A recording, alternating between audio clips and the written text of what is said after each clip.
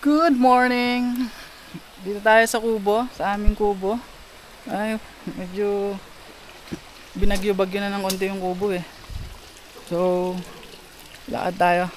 Papasyal tayo dun sa isang kubo na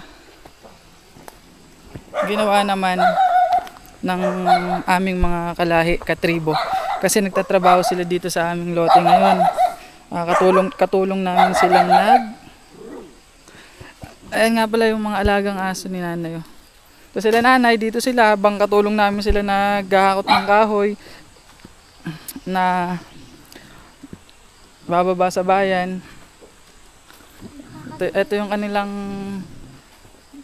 tulugan. Nanay, ito. Kami ang mga katutubong Aita magbukon ng Maribeles. Mag-hi ka, nanay. Hi. Mag-hi ka. Yun, no? Si Nanay Bire. Asawa ni Tatay Jimmy. Wala sila Tatay Jimmy. Nasa baba. Anak ko yung ano mo niyan Oh.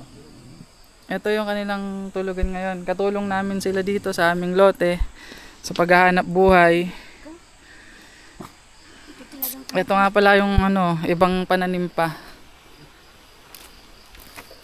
Kaso hindi pa na itatanim. Nilagnat yung magtatanim. Ito. Sino gawa nito na? Si Tatay Jimmy? Ha? Panglagay sa ng kalabaw dito. Pwede rin to sa tao kung gusto mo. Oh. Ayan. Nilalagay sa batok ng kalabaw. Ah.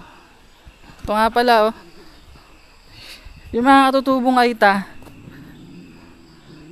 Bukod sa alagang aso, may alaga din kaming baboy ramo. Ayan tingnan mo bumabati Nag-aalaga din kami ng baboy damo. Ganyan ang buhay ng katutubong Aita. Pati wild na hayop sa gubat, alaga namin. Alaga ni nanay yan. Ay, ano mga pinapakain nyo dito, nay? Maarte to hindi to marunong kumain ng mga kagaya ng baboy sa bayan na kung anong ibigay mo kakainin. Ito ayaw. Mapili to. Sanay kasi sila sa prutas at kamote. Baboy ramo yan. Ayaw niyang kumain ng prutas. Gusto niyang kainin yung camera. Dito baboy ramong maliit. Ayan yung kulungan niya diba? Ayan yung kulungan niya. Diyan siya nakakulong. Mapili yan, hindi yung kagaya ng baboy sa bayan na lahat ng kanin baboy kakainin. Ito naman yung alagang aso naman. Yung nanay. Nilagyan ko anak ko ng bans yung kinain niya. Si nanay nagsasaing. Ayan yung mga gatong niya.